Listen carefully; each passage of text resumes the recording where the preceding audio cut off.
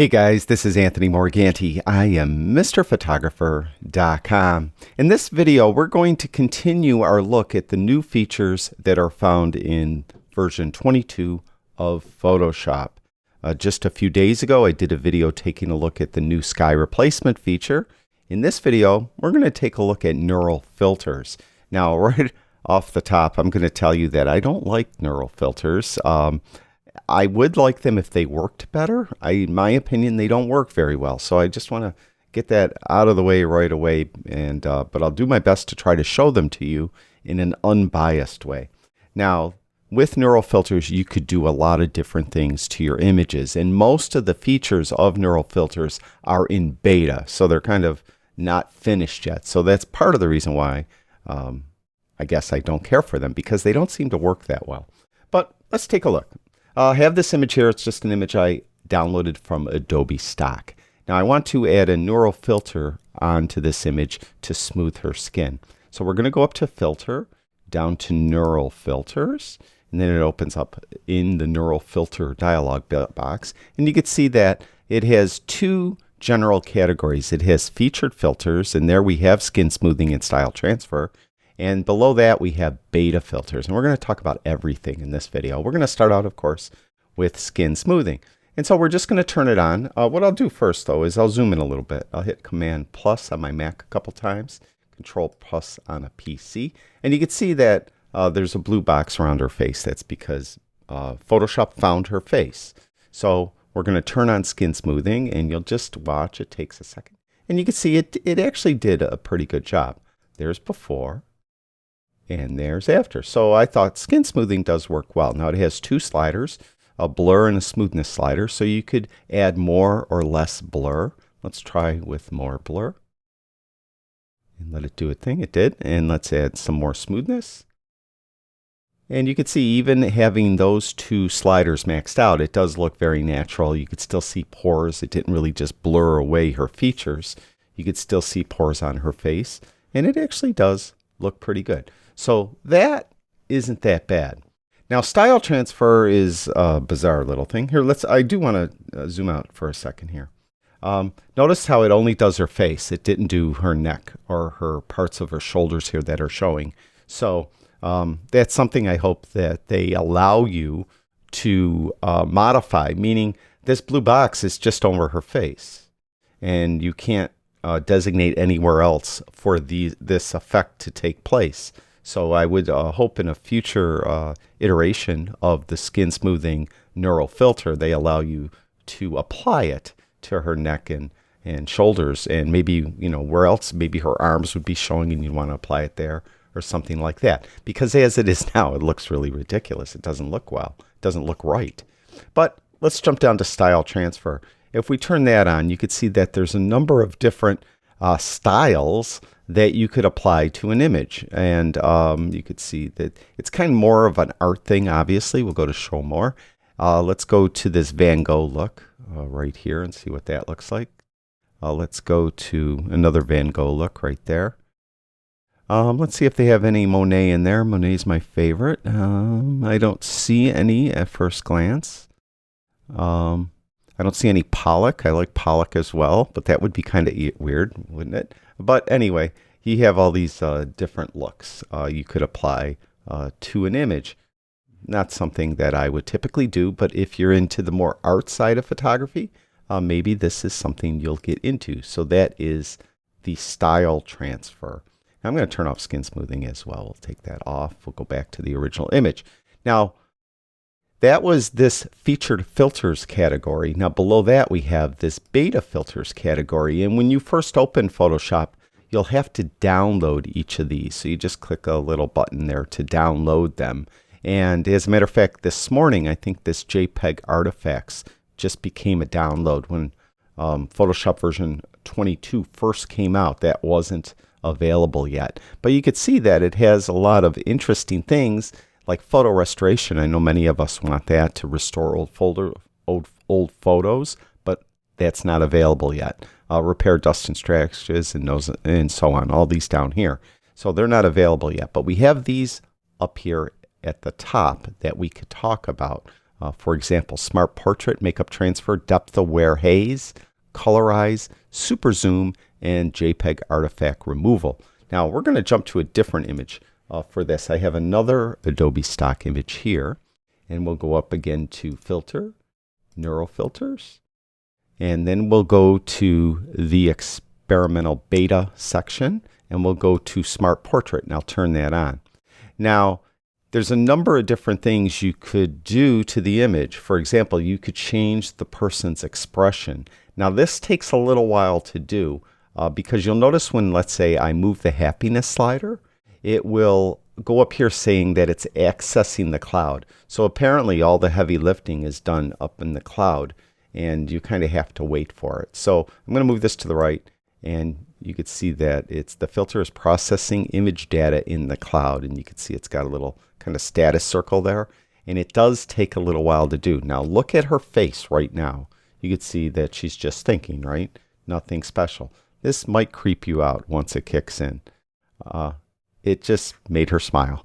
And kind of weird, right? So let's move the other way. Let's bring it to -50 of happiness, and you can see she's got a little bit of a pout on her face.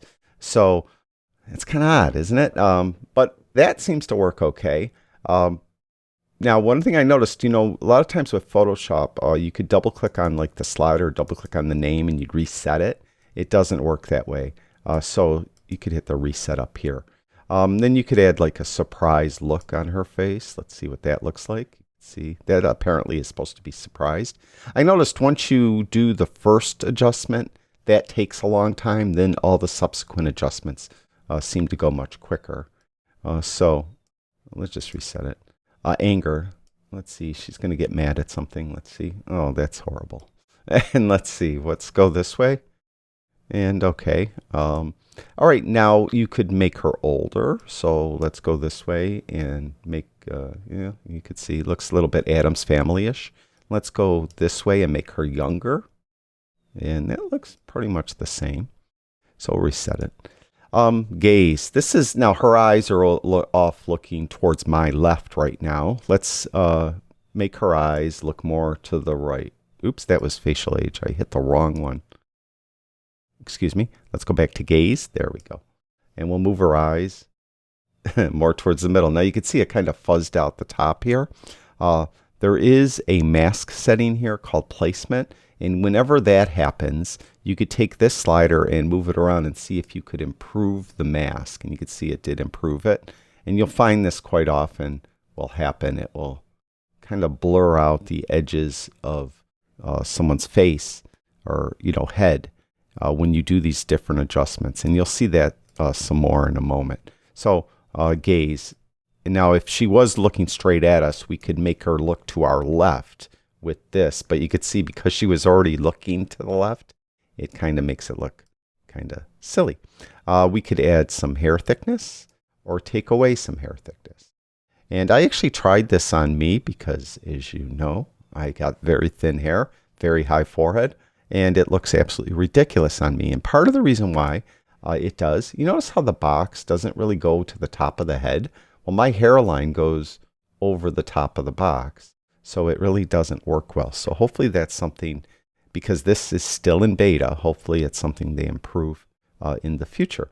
Now head direction, this is where you'll see the mask probably screw up on this image. It doesn't always. Sometimes head direction works perfect. So we'll have her look to our right. And you can see she spun her head to the right, but there's still that mask issue up there. So we could try to, oops, we did it the wrong way, didn't we? Let's go that way. Yeah, it's harder to get it in. Anyway, kind of looks silly wherever I put it. But you'd have to play with that, and maybe you'd get it better. I did find that if someone has hair to the shoulder, the head direction tends to screw up. But if you're doing this to someone with very short hair, or no hair like me, or lacking of hair, then it does look more natural. Now we'll have her look to our left. And there she's looking to our left.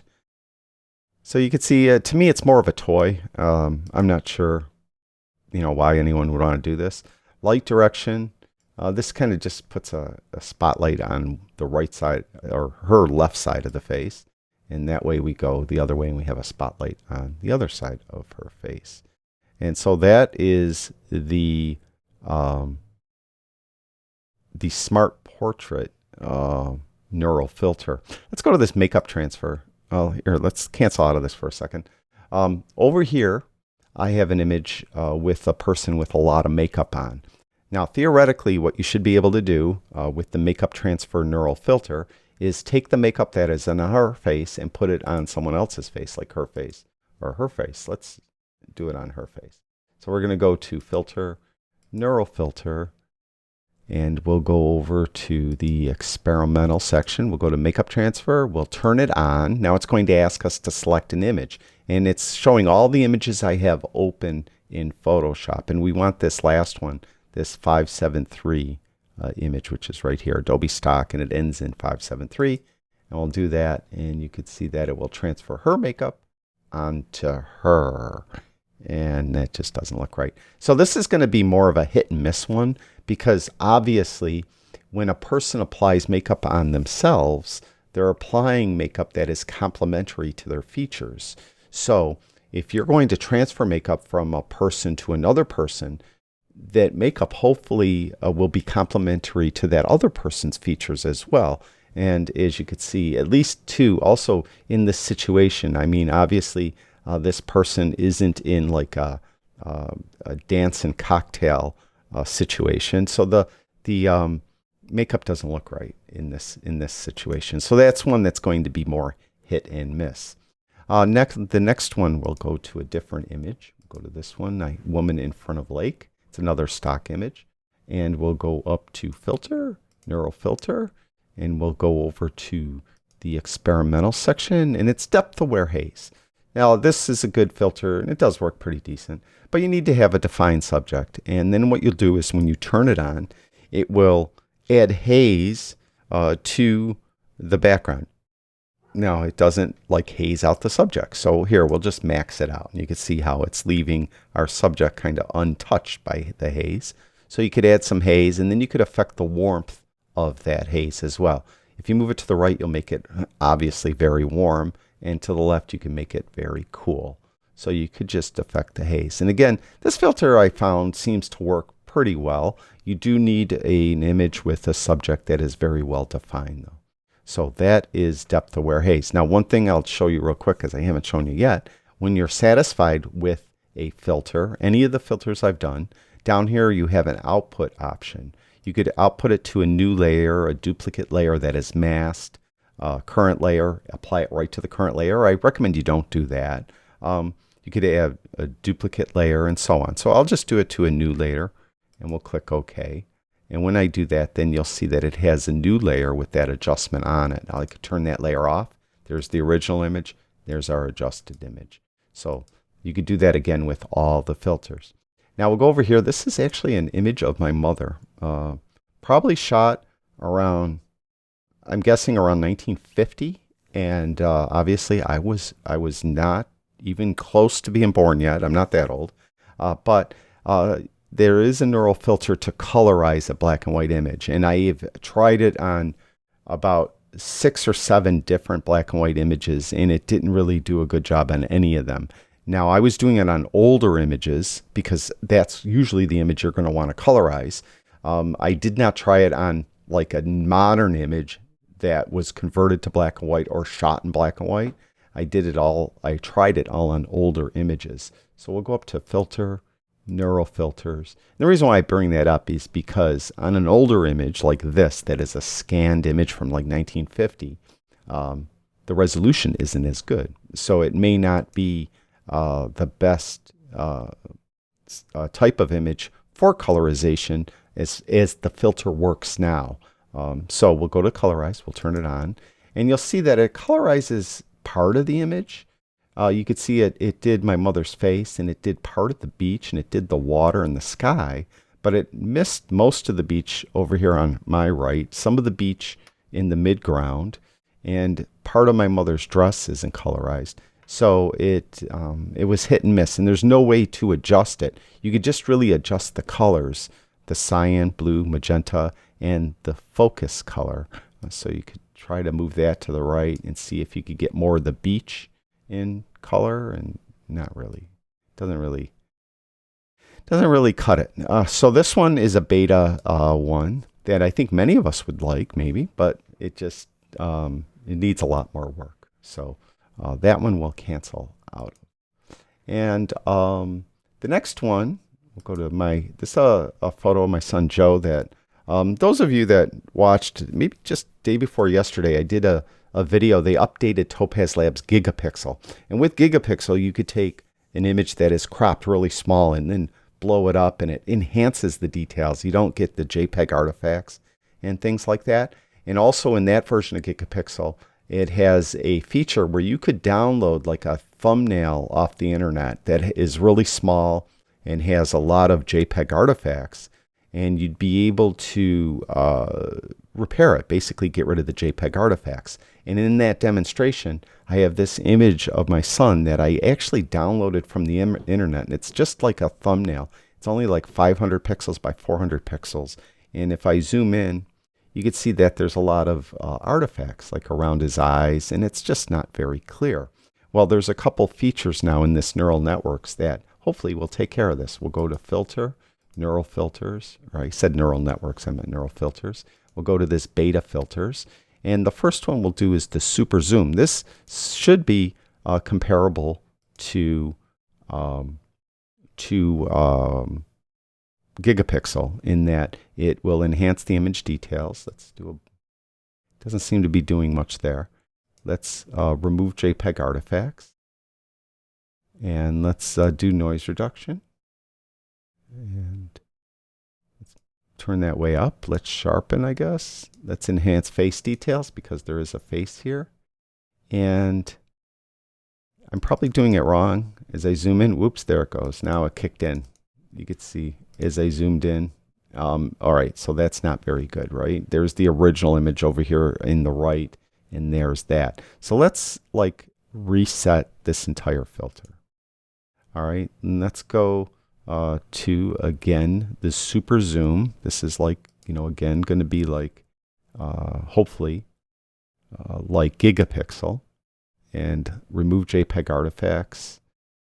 Do some noise reduction. You can see as soon as I did noise reduction, it just blurs it right out. So if you, I'll have a link to that Gigapixel video that I did, and you can see how Gigapixel just blows this totally out of the water. So this isn't very good in my opinion. All right. Now it also has just a JPEG's artifacts removal. We'll turn that one off. We'll go back here and turn that one on. And you could have the strength high, and let's zoom in. We'll hit Command plus. And so I'll turn it off for a sec, and then you could see it's not bad. I mean, that is trying to do it. It is, again, a very low resolution image, and you could see that it did a pretty good job there. So that isn't too bad. So I think one thing that I really should stress is a lot of these beta features.